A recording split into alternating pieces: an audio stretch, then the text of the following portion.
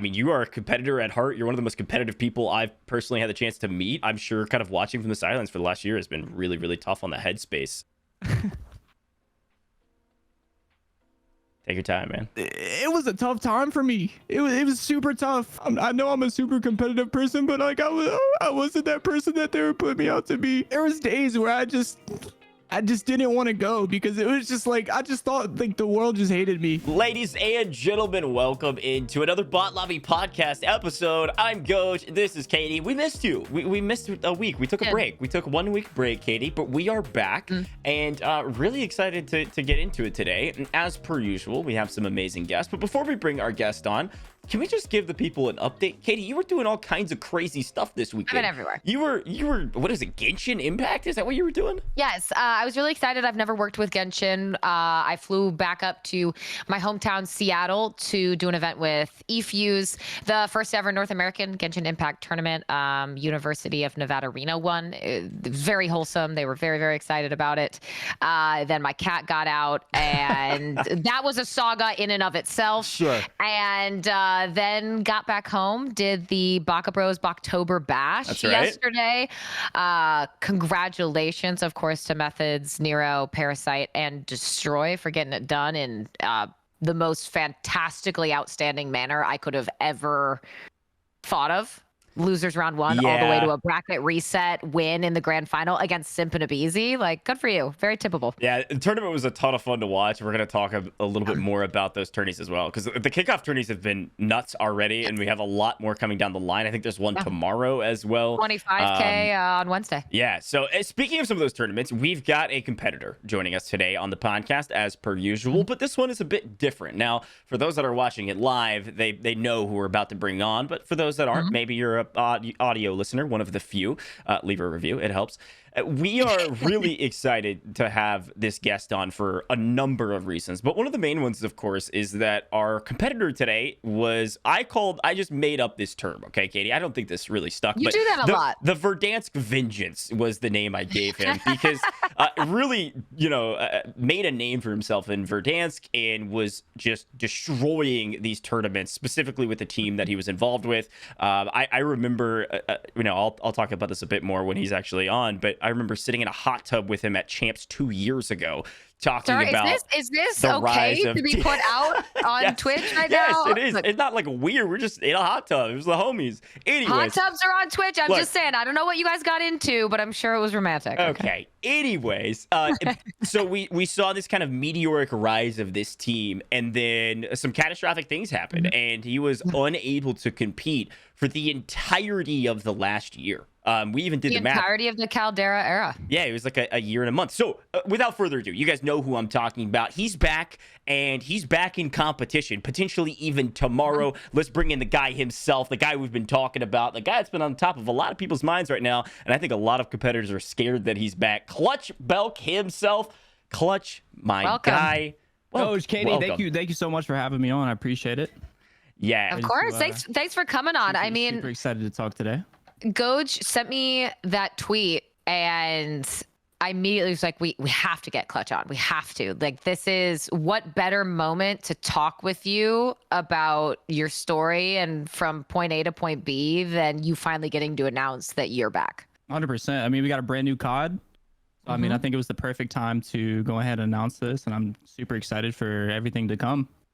Yeah, we've kind of been watching behind the scenes and seen this kind of journey over the last, year, 2 years, or whatever you want to say. And like I was kind of saying in the intro, man, it's been kind of wild because I remember that like 2 years ago at Champs, sitting there and talking about DBZ. So we're going to get into the whole story, get your point of view on everything, and also just hear kind of where you're at mentally and how excited you are, I'm sure, to compete. But before we do that, we do this on every podcast, our rapid fire questions, okay? Let's talk through, let's get warmed up a little bit on some of these questions. These are all really simple, straightforward questions.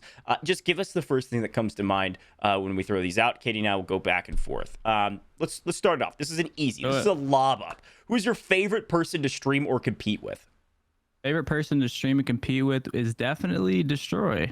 Yeah, sure. Me and Destroy go a long way back. I don't know if a lot of people know this, but we met each other in 2016. Black Ops 3. We started playing together in Black Ops 3 of 2016, so we've known each other for a really long time, and D's honestly become one of my best friends inside of gaming and outside of gaming. I like it. I like it. I was wondering. I was like, I assumed it was gonna be like Z or D or something, but that makes a lot of sense. All right, who was the first creator or competitor to give you an opportunity in the space? Give me an opportunity. I think it was Royalize. Royalize is actually one of the people that brought me into streaming and got me into streaming at the beginning of Verdansk. So I owe a lot to him as far as my streaming career. Yeah, Royalize is a good dude. I actually got a chance to meet him at TwitchCon for like a half second when we were doing the Modern Warfare 2 showcase stuff. So that's really cool to hear. Thinking back over the last couple years now, favorite streaming / competitive moment you've ever had? That's a tough one. I would say, honestly, going back to like the MFAM events, like the tournaments back in the day, the little kill races. Those are probably the most fun I've had in Warzone. As far as like metas just being really simple and just going out there having fun, not having to worry about like VPNs, all that. It was like the super early stages. Like it was a super fun time. All right. Do you have a favorite meta of all time? Favorite meta? This one's everyone knows this one, the Kilo MP5 for sure. Let's Yes. go. Yes, the Kilo Kilo. MP5. That's Katie's favorite because it had no Yes. recoil and she could hit things. No, because the Kilo was my I'd baby. say a second close would be this one. I might get some hate for this, but the Doof Doof. Sure. I enjoyed that, the little Doof Doof meta for sure. Yeah, a little doof doof inside the buildings. Never hurt nobody, except so much mental anguish. Okay, favorite Warzone competitive format? Favorite competitive format? Ooh. Honestly, I really enjoy time kill races. Like I really I feel like I thrive in those type of environments, and I'm just able to go out there very, very relaxed. Don't have to do much, but just fry. That's it. Just go out there and fry. That's fair. I don't have we got someone who said a TKR before? No, a 2v2 is usually what people say. So TKRs, I mean, that's the OG. That's the OG format. So it's kind of fair, to be honest. It's just really relaxed. You just get out there and go have fun. That's it. You don't have to stress anything. Just go fry. Yeah. All right. Okay. Do you have a least favorite duo to compete against? Oof. I would not really. I mean, everyone at the top of the scene is pretty good. So, I mean, everyone you play against is really, really tough. I mean, not really. Okay. I respect that. Do you have any? This is one of my favorite questions we've got. We got 2 or 3 more here, but do you have any game day rituals? Now, I know you're a sports guy. I know you played football back in the day, so it might be different. But also, give me a comparison if they are similar. For when you were warming up for football, any pregame or game day rituals when you woke up, and then also in the esports world. As far as like game day rituals, sports and competitive, I noticed the similarities in when I wake up in the morning. I got the butterflies going in the stomach, and I'm ready to compete that day. I'm super excited to compete, and then honestly, I just put on probably my favorite songs. That's about it, and then just get ready, go out there, make sure I'm getting real warmed up before the tournament. And then not too many rituals. That's cool. All right. Final question. If you had any dream brand that you could do a deal with right now, who would that be? Dream brand. Funny you mentioned this because Nadia actually asked this the other day. We're me and D. Dream brand. That's a tough one. Honestly, I would probably go with like Nike. Yeah. Nike or something like that. Yeah. That's been like what, Katie? Like 90% of our Nike, answers. Adidas are the vast majority. Yeah. Yeah, no, that's good. All right. Well, hey, I appreciate you answering those. They're always fun to kind of hear everybody's POV on meta in particular because, Katie, I think we have a different answer nearly every time. There's a couple of returners. The MP5 always makes its way in. The OG M4 as well. The no stock was one that's a favorite. AMAX, all that good stuff. So it's fun to have a bit of nostalgia, especially as we're closing out Warzone. And kind of speaking of closing out Warzone proper, let's talk about the beginning. I want to go back, Clutch, because I think there's a lot we can talk about here, and I want to do it justice all the way through. And that starts actually at the very beginning, which is the beginning of ClutchBelk in esports, right? This is you coming into Call of Duty, you probably played a lot more Call of Duty than most realized when you started popping off in Warzone. So you can give us a little bit of history on your Call of Duty history, but then let's start talking about those infam gauntlets and really how you kind of made a name for yourself. So run it back. When did you get started? Okay, so I started. My first day of streaming was March 10th of 2020. That's when, around the time Verdansk dropped. Yeah.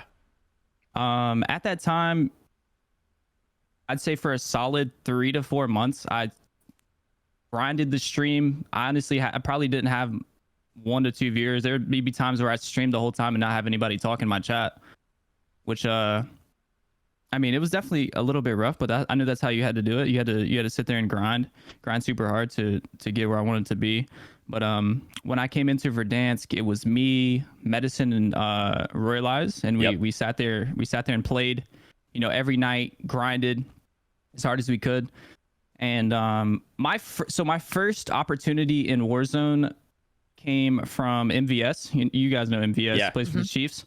He got me into a charity mutineer tournament.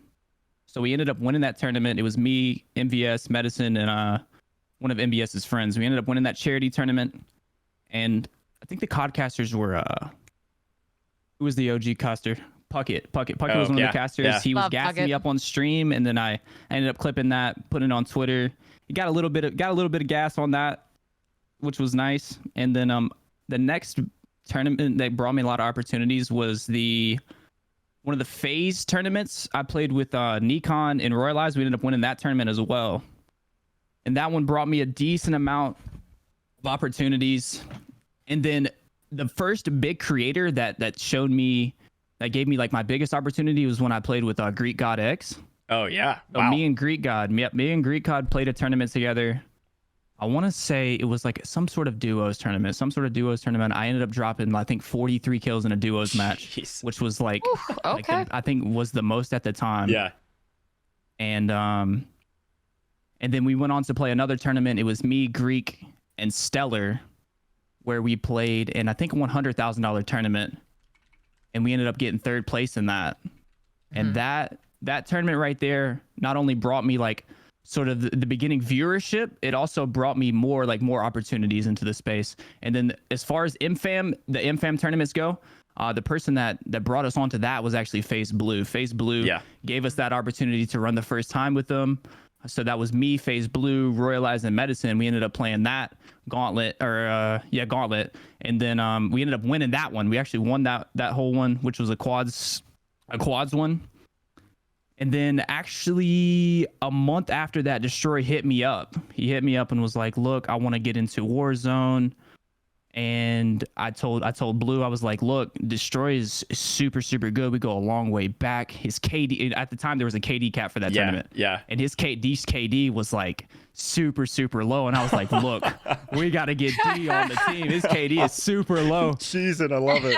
So look, we got him on the team, and we ended up winning that one as well. So we ended up going back to back on that, and that kind of put us on the map. And then I mean, the rest was kind of like history from there. Yeah, no, that's a great breakdown. And the follow up on that, I think it was cool. I even saw some people in chat saying, oh, that's how I found ClutchBelk, because you were going through some of the different... It's cool to look back on history and say, like, I had so much grind happening between this event and this event, but it was those key events where I was able to put on a show and actually perform when given the opportunity, where my community started to grow and people started to know who I am. Because what I was going to follow up with is, I remember the infam gauntlets in particular. That was the first time I'd seen your name before, and the name wouldn't stick. For some reason, ClutchBelk wouldn't stick, but it was your football profile picture. You know, the OG one that you used to have all the time? It was that profile picture coming up on every broadcast and every tournament leaderboard, and it was ClutchBelk, and it was that football profile picture, and I'll never forget that, because it was like, okay, who is this guy? He's on every single leaderboard. He's running infam gauntlets. All of a sudden, he's starting to cook people. Where did he come from, right?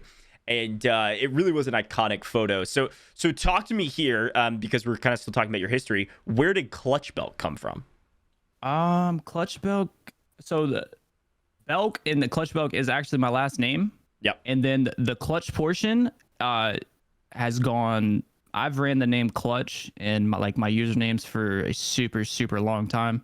I'd say probably close to 8-9 years Wow. of me gaming in Call of Duty, whether it be actually, well, it might be longer than that, because I remember my in middle school my Call of Duty name was Clutch_RS, and that stood for Clutch Radar Stars. And I used to play like radar matches while I was in middle school and game battles, just Nice. just grinding with my team. So Yeah. I mean that name stuck for a really long time. That's awesome. I love it. So you're climbing up the scene and you get destroy into things. You guys are consistently playing. Your photo is splashed everywhere because that's what you're doing. You're making a splash in the scene, right? When did it become DBZ? When did the trio, if you will, really become solidified? Because throughout the Verdansk era, you guys were consistently one of the highest contending trios in any trio format event there was. So when did it go? It goes from Clutch to Clutch and Destroy, and then when does Z-Laner come into this? I honestly don't have a good memory of when Z came into play. I know that around the Halloween time, D was winning the Halloween tournaments. He won a tournament with Z. And then I think D ended up bringing me in for, I don't know what tournament it was. He brought me in for the tournament. I'm sure we got top 3. I mean, there was a lot of tournaments where we placed like top 3 in them. And then we just kind of grew a bond together. Really, yeah. I don't know the exact tournament or when it was, but we just started playing consistently. We seen that, we were playing super good together. We weren't ever like just completely tanking the tournament. We were always cashing in every tournament that we played together. So, I mean, if you're cashing, I mean, why not stick together? There's no reason not to. Yeah. No, I like that a lot. And that was kind of the general like outside view looking in. It was like, hey, Z and D played an event, and then it was an obvious immediate pull for you to join that trio after you and D had been playing a ton. So Yep. And the chemistry was there. It's always been there. All three of y'all's vibes matched so flawlessly. And going back to that hot tub comment that I was kind of laughing about, that's what you were saying, right? We were sitting in that hot tub at Champs, and you were like, hey, our vibes are immaculate. We're going to the moon with this thing. And so to provide a bit of context for those at home, let's get in kind of one of the main topics at hand. I want to start with the context that, hey, you're back in competition, which we're really excited about. But let's talk about the beginning on you leaving competition for a while, right? Because you guys were on a meteoric rise, and then this incident happened that all of us know about here that are live, and maybe some people that are listening at home don't. But you were in competition, things got heated. I'd love for you to kind of take over from here and talk about. You don't have to really walk through every detail of that scenario. I don't really want to speak too vividly on it. Yeah. Really lightly on it. Well, let's just say, incident happened, words were exchanged in the heat of the moment, right? And feel free to correct me or anything that you'd like to say, because I want you to talk about this. But right after that, talk about like the aftermath of that. That's I think where we could spend some time on it. Okay. So during this tournament, where everything went down, it was like a kind of like a community tournament. So there was one main captain, and then they would pick a couple people from your community. So I ended up getting one of my VIPs was on my team, and then the other player on my team actually wasn't a part of my community. And in this tournament, I think first place was pretty sure it was like 15,000 for the captain if you won. So during one of these games, we dropped, I'm talking an absolute bomb in one of the custom games. I think we had like 30 to 40 points, which would have put us in first by a large amount. Large amount. We would have won the tournament 100%. But unfortunately, the teammate that wasn't, a part of my community, I don't know his name, but he had it on a Milsim skin. So at the time, Milsim was banned. I think he honestly had like 1 or 2 kills, so it didn't like really make much of a difference at all. Just one of those scenarios that didn't make a difference. And everybody in the Discord wanted, us to lose our points. I tried to preach that, look, just take his points away. He didn't, it didn't really make too much of a difference, but they ended up taking all of our points away. And during the situation, me being as competitive as I was, and then back then, I obviously back then I was definitely a little bit toxic for sure. Back then I got heated off that, super heated.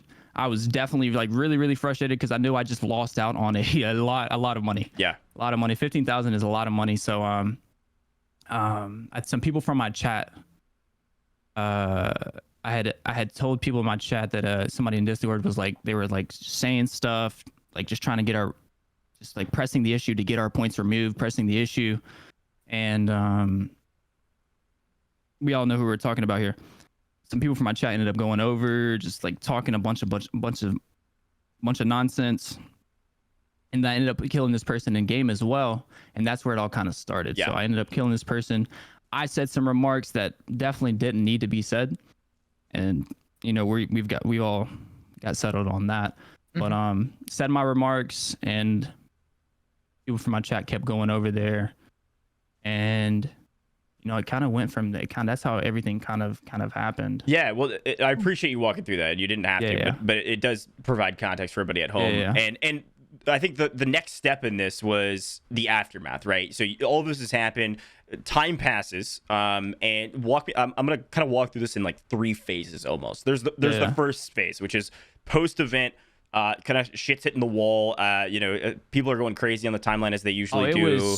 I was honestly talk about that mentality. So when that happened, I had my my vlog man was actually at my crib, and I had a couple of my I invited some of the people from my stream over to, you know, they flew out. They ended up flying out, came to my apartment to watch the tournament.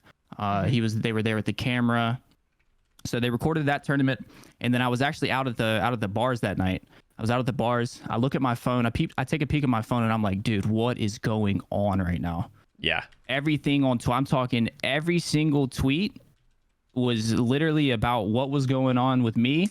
And I was just like, oh man. At the time, I didn't know what my consequences would be. Honestly, I had no clue. I've never been involved in any sort of thing like this. Yeah.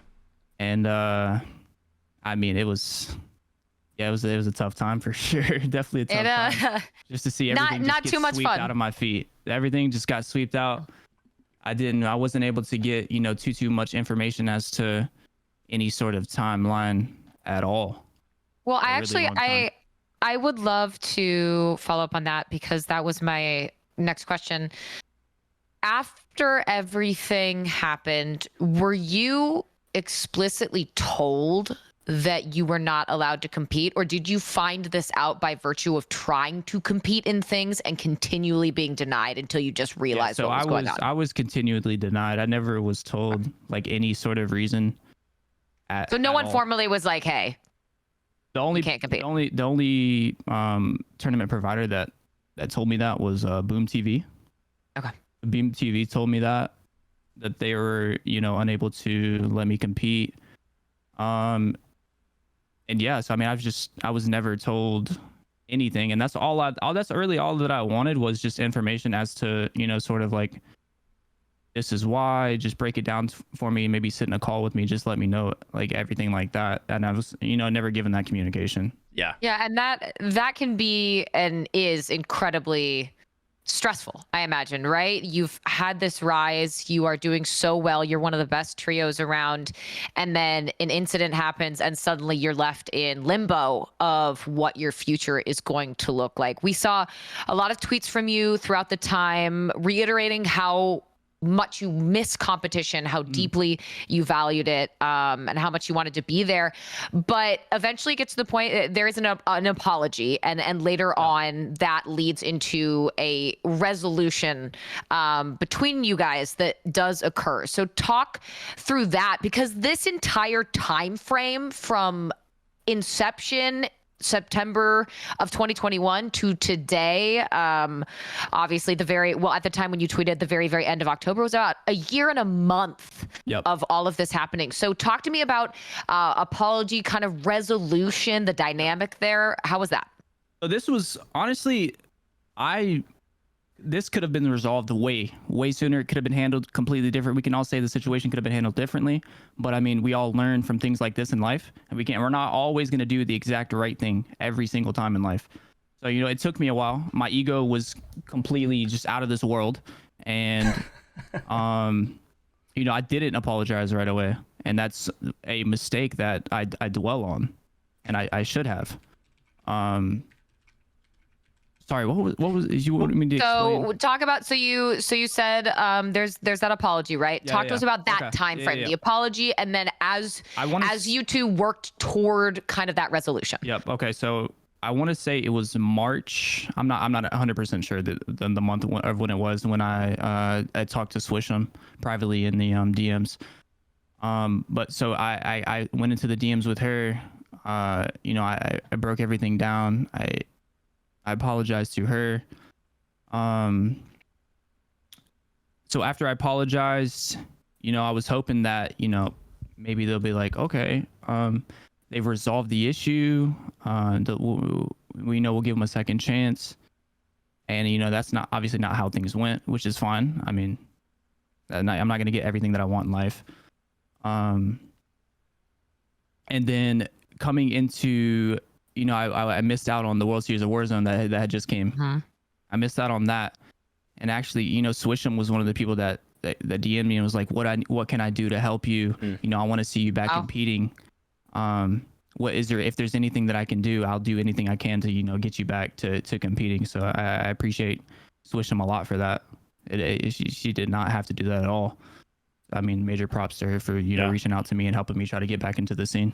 Well, and to that point, almost, a year later, she puts out that Twitlonger, and it's what I hope we can see more people get to than we do, because when it comes to Twitter heat of the moment, whether it's tournaments or otherwise, to see you guys have this resolution where she's saying, I believe everyone deserves a second chance. I hope to see you compete again. We're good, and you should be back where you thrive, which is competing. It felt like, from at least my eyes, and I think the eyes of a lot of people in the community, awesome. This is it. He hopefully will be back sooner than later, but it still took time. Yeah.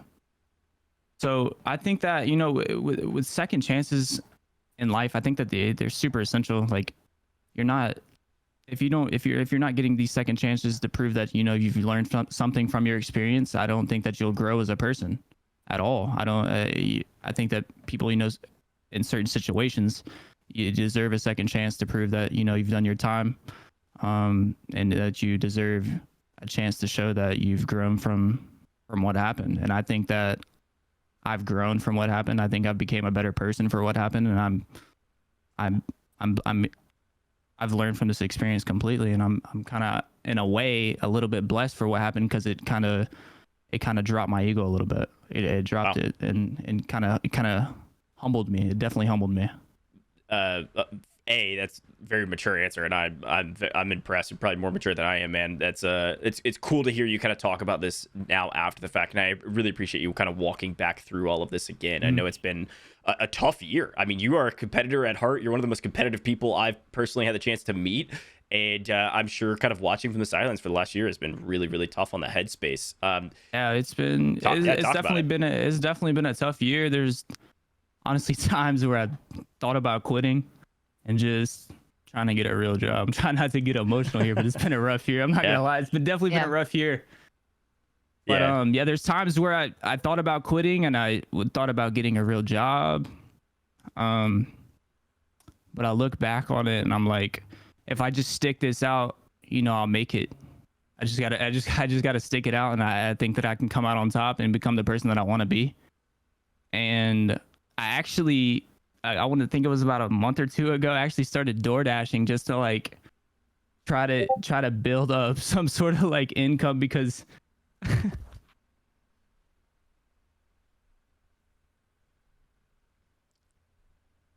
Take your time, man.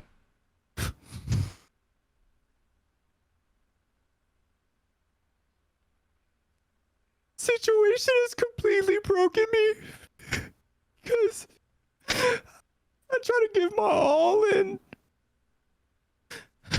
I know I'm a super competitive person, but I wasn't that person that they were putting me out to be. I don't want to sit here and cry and just look like, you know what I mean? But it was a tough time for me. It was super tough. There was days where I just didn't want to go because it was just like I just thought like the world just hated me, and that I knew that if I pushed through, I would just become a better person for it. Mm. And with the help of my girlfriend, you know, she helped me out so much with just sitting me down, talking to me whenever I needed to. My family helped me out so much for the situation as well, and it's just to be able to get that news 2 days ago was just. It was like God just gave me my gift back to just be able to do what I love to do. And that's just compete. I'm just a competitor. And I just, it's just like like a brick was just lifted off of my back. Like just huge boulder was lifted off my back. And I'm just so grateful for it. I'm so grateful. Yeah, man. But I know I was looking at the responses to that tweet. You have so much love in chat right now of people who wanted to see you back, and you are back. And I see Destroy is there in chat. No one's perfect, and I from very personal experience, I know what that kind of ugly, awful pain is like, and to hold that for a long time. So I'm glad you got a light at the end of the tunnel and that you're here and that you can compete again. I know you got a ton of supporters, but you know, the journey is not always a fun one, but you're getting back to where you believed you could be. But I just, like I said, I'm just so grateful to be able to, you know, get back to hopefully doing what I've always loved to do. So I'll stop crying now. Oh, you're good. I had to get it out. I'm good. I'm good. You're never gonna apologize for crying, man. And I will say too, just to give you a second to breathe, the community sentiment, you know, majority of the community sentiment at the beginning was really, really rough, like you were talking about. Yeah. And it was like this, hey, they're making me out to be somebody I'm not. And even the people that were, you know, a part of the situation were saying a lot of the same, right? It was like, this is a bad situation. Let's be very straightforward. Obviously it was rough, but it was overblown to some degree from the community sentiment, because that's what happens on the internet, right? But the good news is that coming back around for the most part, it has been very positive, and really excited to see the community rally around you. And I think too, like we talked about this on the podcast last time, even the conversation came up, which was a while ago. It was like, man, we want Clutch back. We want to see him competing again as well. And it is like, hey, you are a competitor at heart, and this is what you've been wanting to do for a long time, and you made it. And you got, you know, shut down for a long time, but you're finally back. And that kind of release that you're feeling, I'm sure, has got to be amazing. And I want to let's lighten up the mood a little bit here, Clutch. We got the people. No. I'm down to cry the entire time. That's not what I'm saying. I'm just saying there's a funny comment and a funny thing going on now that's funny now. You've got an emote that is a part of your community, which is the free belk, right? This was kind of a sort of movement for your community for a long time. It became kind of like almost a meme at one point, and you've got your emote with you at the kind of like the bars, the jail cell bars. You guys made it into a shirt or something too, is that right? Yeah. Dad made it into a shirt. He sent it to me. He was like, here, just start wearing this. Dude, that is awesome. We got a shirt right here. That's so great. I'll rock this out every now and then. Yeah, you gotta rock that. Wait, is there gonna be like the next evolution of that emote now that you're free? Yeah, well, I think we'll break the bars up a little bit, and we'll have a Belk is free emote. There we go. I like that. Belk is free emote. You can wear that on some tourneys coming up. Well, you know, speaking of tourneys coming up, you're back. You have this news. Was there some sort of official document coming to you saying, "Hey, you're back. Everything's locked and loaded"? Like, how did that process work? I don't know what you can talk about, to be fair. Yeah. But whatever you can tell us, like it happened the last couple of days. So let us in a little bit. Oh, on my Discord, actually I actually didn't tell you guys this part. I don't think a lot of people know this, but during the World Series of after I wasn't able to compete in the World Series of Warzone, this is actually what gave the people over at Activision sort of like a breakthrough in my situation. They released the news that I wasn't able to compete, and my response to me not being able to compete sort of opened up, their eyes. Okay, he is changing. My response as far as Twitter when I tweeted. Mature, it was respectful, and it was hopeful. Yep. I remember that response. So when I talked to, I'm not sure the name, but I talked to him about the situation, and he broke down for me. He was like, look, when MW2 comes, you'll probably be good to go. Just keep doing what you're doing. And we had a long conversation. Not going to get into too much detail about that conversation, but we had a long conversation about everything. And I actually messaged him on Discord the other day, 'cause, I wanted to see, it's MW2's around. Let me see like what's going on. What is it? Am I going to be good to go? So I messaged him. I actually, it'd be good to talk about this. I said, what's going on? Hey, what's going on? I wanted to check base and see if I would be able to play in the upcoming tournaments. I talked to Z later, and he would love to have me on his team for the upcoming Mutineers tournament on November 2nd. With the new Call of Duty out, I'd love to show the community my growth and be a part of some of the awesome events. He then messaged me back and said, yeah, you're good. We aren't sponsored the Mutineers, so that is their call at the end of the day. But for Activision sponsored stuff, you are good to go. Wow. What did that moment feel like when you read that response? Instant smile to my face. And I was actually in the call with D and Z at the time, and I told them, and they were super excited. And I instantly just felt like, boulder was just lifted off of my shoulders. Yeah. It's been a super rough year, and it just feels good to, be able to get some opportunities going again and just show what I got. Yeah, I'm super excited. I can't wait. We got a lot of big plans for DBZ. During the first week of Warzone when that drops, so around the 15th, we're all going to be heading out to the Hex quarters in Texas, and we're all going to be playing together there for about a week. Okay. For about a week straight, we're going to be playing there. To be side by side with all of them, playing tournaments, whatever it is, it's gonna be a really good time, dude. Okay, DBZ's got a lot in store. Perfect transition point. This is where I wanted to go next. We've talked about everything, and now we're here. We've got the message. You've been sent it. You're in the clear. You're good to go. Of course, tournament organizers can decide whatever they want, but anything Activision, you're in. And so with that in mind, DBZ in mind, everybody back. Give us the upcoming plans. You're going to the Hex quarters in a couple weeks. Are you playing in some of these kickoff tournaments coming up? Like, where are you kind of falling into all these events? The tournament tomorrow, I'll be playing. I should be playing in that. We got to get confirmation because Destroy is actually going to be switching teams to play with the tournament that he won yesterday with. I think it was Methods, Nero, and Parasite. So he's going to be switching teams. And Z just needed to get confirmation. So for tomorrow's tournament is the Florida Mutineers $25,000 S&D tournament. It's going to be me. It should be me, Z Laner, Scrappy, and Kleenex. Kleenex from Ultra. So that's tomorrow. So that'll be our first. It's a good team. That'll be our first big tournament back in a really long time. So yeah, I'm looking super excited, super forward to that. So. We'll Wait, okay. This goes back to our ritual question earlier on. You talked about some of those songs. Is there any specific song you got in mind that you're going to be playing tomorrow before this tournament starts? A lot of you guys probably don't know I listen to a lot of like hip hop music. Also, I do want to say rest in peace to Takeoff. He was killed last night. A couple of the Migos I'm actually good friends with a couple of the Migos, Quavo and Offset. So I know that they're going through a tough time. Prayers to their family and prayers to all of them.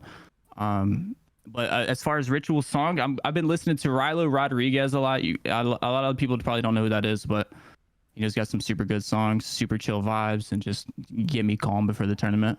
Okay, so that's interesting. You've got a big tournament tomorrow, first tournament, and you're going for the calm vibe. Is it just like a mental focus type thing rather than the like crazy metal hype up gym music? I mean, I'll do the hype music every now and then, but as far as like, I just listen to real just calm like hip hop music just to get me going. And then once we get into like the actual game, so say like we go in, we win first map, the hype music is gonna be there. We're gonna be listening to everything for sure. Cool. I love that. Well, excited about the tournament tomorrow. That's a fantastic team. Excited to watch that one. And then your upcoming events with upcoming Warzone is going to be amazing. The Hex quarters deal, is that something that you guys have been planning for a long time, or is that like okay, we're doing this for Warzone 2 and we're just going to like mob out and vibe, or is there like a strict like content plan? Like break that down a little bit more if you can. This plan has actually been in place for a couple months. We were actually supposed to play there during the World Series of Warzone. Then I found out kind of last minute that I wasn't allowed to play. So we were going to actually play, the World Series of Warzone out there. And so we've been talking about going out there for the Warzone 2 drop for about 3 to 4 months now. So we've been planning it pretty good, pretty thoroughly. And I know Z also talked about just trying to be together as much as possible for the bigger tournaments at all times. So say we have the $50,000 tournament, $100,000 tournament. He wants to try to be together as much as possible throughout the whole entirety of Warzone 2. And I know we got 2 years, I think 2 years of it. So we'll have 2 years of this Call of Duty, and we got some really high hopes for DBZ for sure. Heck well, yeah. it obviously a situation like that is never great no matter when it happens, but it did really feel like it left us with a question mark almost on the DBZ legacy if we were going to get it again, because of how incredibly competitive you guys were against the best of the best, Tommy Alma Noobs, at any other of those set trios. And now it feels like it's kind of that next chapter. We get to continue it after the Caldera era, moving on to Warzone 2. I haven't heard a lot of teams say a similar sentiment, GOJJ, of we want to physically be in person with each other as we play these tournaments. And I really like that you guys have made that decision. I'm curious to see if it does play out and you do consistently do that, what impact it has on other teams, your performance. I'm just curious to know. I'm sure the content will be great, but you guys sound like you're prepared to hit the ground running. Yeah, we're definitely prepared. I also want to say another thing. I think that DBZ as a team and us not being able to play, us three together for the past year, I think that we are hitting on all cylinders. I mean, we're super, super good friends now, like super, super good friends.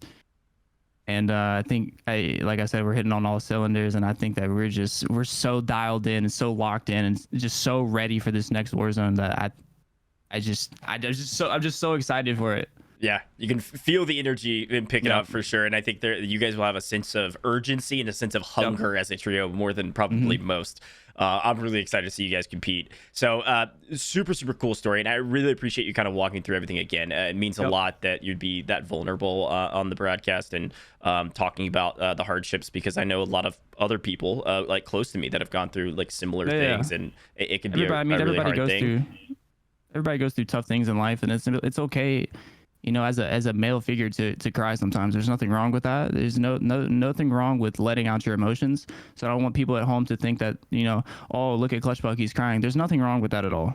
Yeah. It's okay. Sometimes you just need to let it all out, and you'll feel 1,000 times better. And if you haven't done it already, I mean, maybe you need to go try it out and see it, and tell me how you feel. But there's nothing wrong with that. Don't be afraid to let your emotions out. And I like that. Thank you guys for letting me on here and letting me tell my story.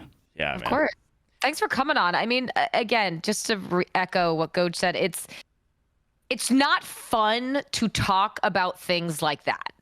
It's hard and it's emotional, and it drags up a lot of those ugly feelings. And so just really thank you for having the courage to come on and talk about it when you could just say no, sorry, I'm not interested.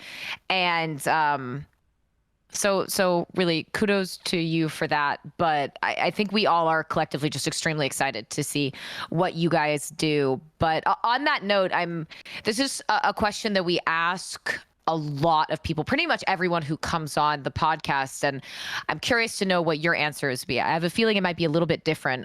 Do you have any tips for upcoming competitors, upcoming people in the scene who are trying to make a name for themselves? Upcoming competitors. I would just, for any upcoming competitors, I know that it might seem like, okay, there's a lot of people already at the top. It doesn't look like there's a lot of opportunity for me to compete. But that's not true. You just got to stick your head down and just grind as hard as you can. And when you get that singular opportunity, I know a lot of people in the scene that are up and coming, they've definitely got an opportunity at least one time to showcase their ability. And when you get that opportunity, you just need to make sure that you take full advantage of that opportunity, and whatever it is, just try, your hardest in that. And it really, I mean, as far as getting into the scene and, getting those invites and all of that, I mean, it's a grind. It's not going to happen overnight. You have to sit there and grind your ass off and put out the content. It's not about just, streaming. I am obviously kind of lacking on this right now, but as far as content related, but it's not about just sitting there and streaming for, 16 hours on end, 18 hours on end. That's not going to get the job done. You got to put it out. You got to put your content out on social media. TikTok's a really good platform right now for people to grow on. So, you got to expand. It's all about the expansion. I did want to mention this. When Warzone 2 drops, I'm going to be actually streaming on 4 platforms at the same time. I'm going to be streaming on YouTube, Twitch, TikTok, and Facebook all at the same time. And I'm just going to try to take this expansion to the next level. Okay. Heck yeah. Wow. Well, that was All right. perfect follow-up, because my last and final question to end it off was, hey, what's next for Clutch? Any content plans, streaming? So you're streaming to 4 different platforms coming into Warzone 2, and you're just going to go as heavy into it as you possibly can. That's kind of what's I'm going next. full force into it. I'm just going to lay everything on the line and let the marbles lay where they lay. Heck yeah. I love that from you, man. I appreciate you coming on. Any final thoughts, anything we didn't get to that you wanted to be said with your story, and as we kind of like open and close multiple chapters in your streaming career, anything we missed? I think we touched on everything. I think we touched on everything. Heck yeah. Well, thank you for coming on. Excited for the future, and good to have you back. Good luck tomorrow. Thank you guys so much. I appreciate the opportunity to go on here and tell my story and bless up. Yo, DBZ to the moon, baby. DBZ to the moon. I love it. All right, Clutch. We'll see you around for sure. All right, guys. Have a good one. Thank you. Oh, Katie, that was. No one told me I was gonna be getting misty-eyed. Woo, yeah, we podcast today. All right. We both were. Shout out to DBZ, of course. We saw parts of DBZ in the chat, and then also shout out to the DBZ community, Clutch's community in particular, came out in hordes today. So shout out to you guys a ton for throwing all those free Belk emotes in the chat and etc. If you guys were watching it live, it was a fun experience. Honestly, an experience is a good way to put it, Katie. We had probably one of the best experiences of a podcast we've had in a very, very long time. Just the vulnerability, the willingness to be that vulnerable on a public platform like this is really does show the maturity that he has, and whether that's a grown maturity or a shown maturity now. Very, very impressive conversation. Extremely impressive. And I think especially to it, I said courageous specifically because it's not like I haven't said my opinion on things before, right? And he's been barraged by people. And what I mean by that is that we always, no matter who we have on, Shifty, anyone, could be anyone we have on the podcast, we always want it to be a platform where you feel like you can tell your story, and it's going to be an environment you can do so in. And it takes courage to say, oh, I'm going to go on this podcast and I'm going to talk with these people. I don't know what they're going to say, what they're going to do, but I'm going to do it anyway. And it was really, really impressive from him. So thank you again to Clutch for coming on. But I'm excited to see what they're going to do. And it was a lot, but I loved what he had to say about emotions. Not that it has anything to do with Warzone, but I think total weird side mini tangent, like Western culture, when does it tell men that they can be emotionally vulnerable, right? When does it tell them it's okay to cry, it's okay to be upset? It doesn't. So I actually really, really loved that that he said that, and he was willing to be vulnerable in that way, because it is normal and it is all right. Yeah, I as a male, I cry all the time. Let's be very frank. And you cry every time before we go live. He starts crying after calming down. It's the whole thing. I talk to my wife about this all the time. She's like, she's always like, you don't have to apologize for crying. I'm like, yeah, I don't even know why I'm crying half the time. I just am crying because we got to get all those emotions out. But no, overall, fantastic episode, and I think like a good, almost really a place to end. We'll kind of close the podcast out with a little bit more here. We don't have kind of some of our normal segments because we really wanted to make sure his story and only his story was told, whether that's 2 hours or 45 minutes, and really enjoyed it. But I think like one of the other things too that is worth kind of finishing with here, anytime we have people on the podcast, Katie, you said it well, we want them to come on and be able to tell their story. We also are going to call people out on their BS because we want the truth to be told too. And I was just sitting there the entire podcast, just going like this, like my head, for audio listeners, just head nodding, because there wasn't ever a time where we needed to call out, well, that's not actually, what was going on, or like, because everybody that's involved has been a part of the apology process and the resolution process.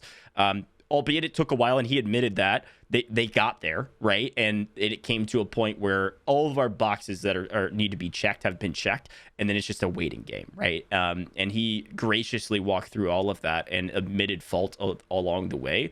And that's not even necessarily what we were looking for. We weren't looking for some admission. He's already done that. It was more so, hey, what's your story? So it was cool. And I hope that was that other people that are interested in coming on the pod and people that we've been talking about see that, like, hey, we are not here to attack you. It is more so we want to give you a platform to tell your story on an evergreen type content scale. And that's what we're trying to do with this podcast going into Warzone 2. So I appreciated him for the content and also just the story. It meant a lot. Willing to be humble, willing to be vulnerable about it, and that's when you get the best moments and the best stories, where they really shine, is moments like what we got out of Clutch. It wasn't rehearsed, it wasn't pre-prepped for how he was going to go about it. It was just raw and it was authentic, and I think that's when things are best. But I know that we got a couple other things going on, GOJJ. MW2, obviously the full launch is here. The game's in full swing, and the race is on, if you will. Yeah. The race that takes place at the start of every Call of Duty. Yeah, and this is Shitter's Digest, usually about drama. There's not really drama going on, and to finish off the podcast, we got to talk about Modern Warfare 2. We got to at least mention it. We talked about the kickoff tournaments. We skipped last week. The game is out, Katie, and people have been grinding it like crazy, right? Some more than others, and I know a lot of our friends have been grinding the game to get their gold camos for Warzone, etc. But there's two people in particular at the very top of that race. There is Reed Boy. Now, if you don't know who Reed Boy is, for those at home, he is a console-only player, one of the only console competitors that has made waves in the scene as well. Usually, like, he's a couple hundred viewer Andy. He's streaming to a good number of people, but couple hundred viewer Andy, to be fair. But recently, during this camo grind, everybody knew that he was going to be hitting it like crazy, because he always does. He's got like these nicknames like Stinky. He like doesn't shower. I don't know. It's this whole thing. He just only plays the game over and over and over again. Did the same for Vanguard, but with this Modern Warfare 2, he has been going above and beyond anything he's ever done. He has nonstop streamed since the game came out, including the times that he has been sleeping, which is honestly far and few between. And he already, and the time of this recording is November 1st at like 3 p.m. Central Time, already has all of the guns gold in the entire game and about half of the guns platinum already, which is crazy. Pretty wild. I think the podcast is the command there, Katie. I know you're kind of struggling. This podcast, I'm struggling hard right now. My fault. Look, I'm in hell right now in Twitch chat because I'm an old lady and I don't remember commands. Sure, there we go. Podcast. There we go. There's the podcast for anyone who's looking for the YouTube on. There we go. Amazing. All right. I love that. Don't mind me. Look, I was not bad. No, you're good. All gold, half of the platinum guns already. But the funny thing about this, and he's got like, now he's not 100 viewer Andy. He's like a couple thousand viewer Andy at all times. He had like 900 people watching him just sleep, and he'd be in sleep for 7 hours. You're stupid, which is the longest he slept ever. But on the other side, we've got Symphony. Now, Symphony has been doing a lot of the same. He's been grinding like crazy. And, this is like one of the biggest streamers in the Call of Duty space versus Reed Boy. And it's been really cool to see this kind of race. Reed Boy basically was like not going to allow him to get back into the competition because he's streaming for 24 plus hours straight. But it was actually pretty close. Symphony also has all of his guns gold as of this morning, I believe, with 1 or 2 guns plat already. So he wasn't far behind. Symphony has been really putting in the grind. But what's kind of interesting to compare between these two, Katie, is that Reed Boy was a couple hundred viewer Andy, now is streaming to like thousands during this grind. Symphony was like a 10 to 15,000 viewer Andy, and now he's not even Andy. He's Chad. He's sitting at like 35K viewers at all times. It's crazy. Like, do you come up farming. with these on the spot? Do you just come up with them, or do you have like a Rolodex some of them are Twitch colloquialisms, some of them are made up by me. But okay, I just want to check. Been pretty crazy to see the kind of success, and specifically like a lot of these people, Reed Boy in particular, did this during Vanguard, but not to the same success that they've had in Modern Warfare 2. And that even goes back to some of the other news we've seen on the timeline, which is, hey, this is the best-selling Call of Duty since like 2011. I think the best-selling Call of Duty of all time, like 800 million or something, or like overall spent or revenue. I don't know what the number means, but doesn't matter. It's so popular because of the namesake probably and how much hype's been around it, that everybody's watching, everybody's playing. This is a really good time. Almost feels like a resurgence of popularity around multiplayer and this kind of camo grind, which is really interesting to see in today's kind of day and age of content. Yeah, no, I completely agree. I don't know. I think stuff like that, it always happens. You always get those initial grinds. I'll be very curious to see how the race finishes. Reed Boy seems to have a scary level of dedication here. I've never been one of the crazy camo grinders, but it is always fun to watch the way that those camo grinds whip up even more excitement within the community. Of course, all the other people trying to do the same thing. I'll be curious, and an extension of this and a little bit more down the line, but I can't wait to see those initial opening metas that we're going to get in Warzone. I'm very excited because you're not always going to translate what is good in multiplayer is good in Warzone. That's not usually how that works. So I'm very interested to see how that plays out. Yeah, no, I think that's the fun conversation we're having about kickoff tournaments too, right? Is like all these kickoff tournaments, $25,000 here, $30,000 there.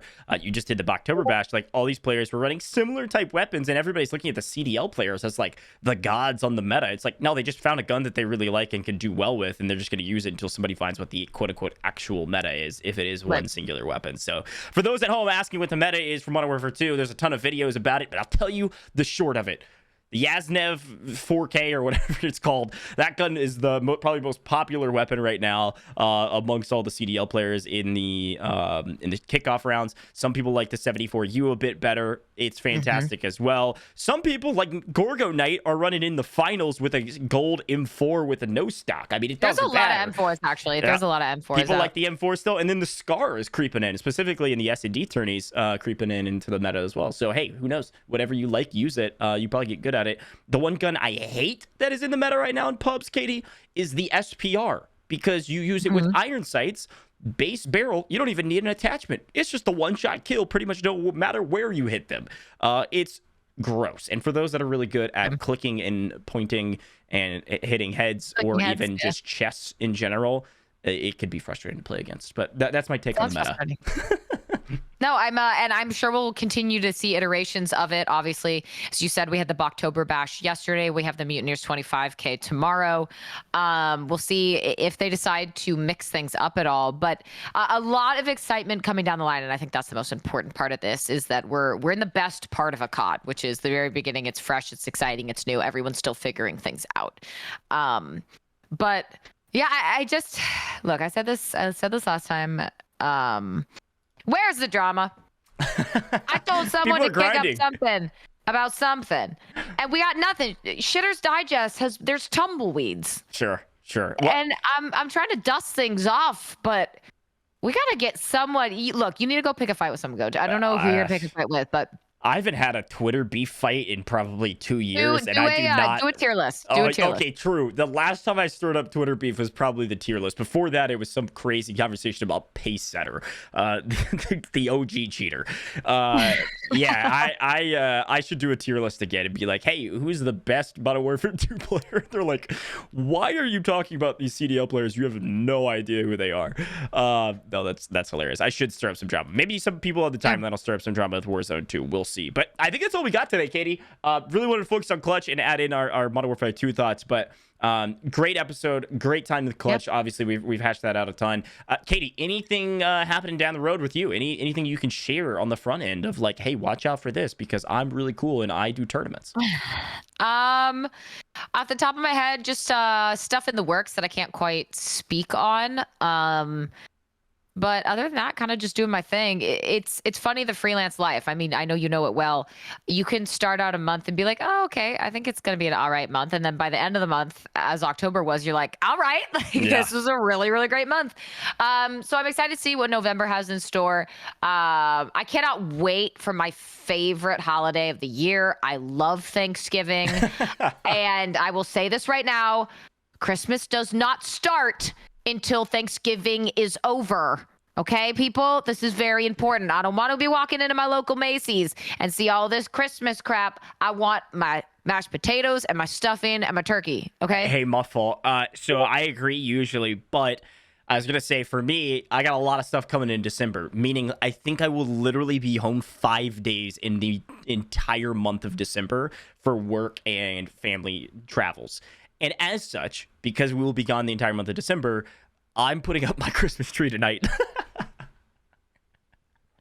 So for those at home, maybe listening to this on audio or watching it on YouTube or what have you, type down in the chats, when do you put your Christmas tree up? That's the question I have for everybody. When do you put your Christmas tree up? Type it in the chat. Let us know and see how insane I am for putting up my Christmas tree on November 1st. I hope your cat knocks it over. We waited till after Halloween. We're fine. We're doing great. I hope your cat looks you in the eye and knocks one of those ornaments on the ground.